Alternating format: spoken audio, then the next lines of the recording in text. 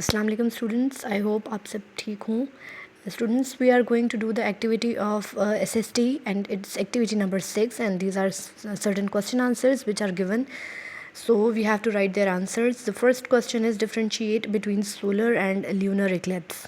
तो solar Eclipse क्या होता है? वो जब तब होता है जब मून आ जाता है अर्थ और सन के बीच, और ल्यूनर इक्लिप्स वो होता है कि जब अर्थ सन और मून के बीच आ जाए. Next is define main features of moon. अब मून क्या है? नेचुरल सैटेलाइट है, और इसकी जो सरफेस है उसके ऊपर माउंटेन्स हैं, क्रैटर्स हैं और लावा फ्लोज हैं, और ज़्यादातर इसकी जो सरफेस है वो डस्ट के साथ कवर हुई हुई है.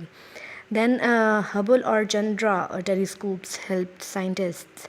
तो इन टेलीस्कोप्स ने कैसे, क्योंकि ये बहुत हाई रेजोल्यूशन की इमेज देते हैं डिस्टेंट गैलेक्सीज़ के, तो इसलिए साइंटिस्ट को गैलेक्सीज़ के बारे में इंफॉर्मेशन कलेक्ट करने में हेल्पफुल हैं.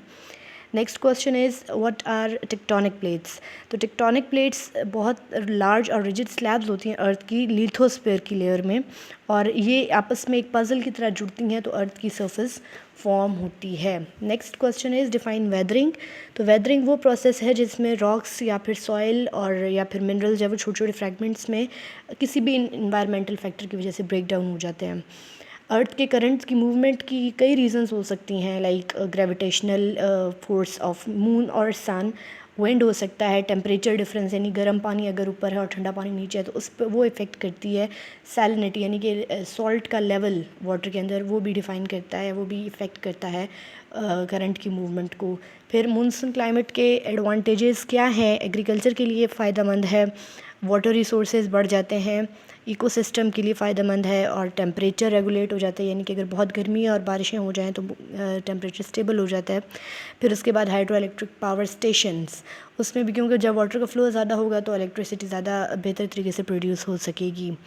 Then question is define low and high tides. तो लो टाइड्स क्या होती हैं? वो लोएस्ट लेवल होता है सी का, जो होता है हाई टाइड्स के यानी हाई टाइड्स के बाद जो सबसे लोएस्ट लेवल होगा वो लो टाइड होगी.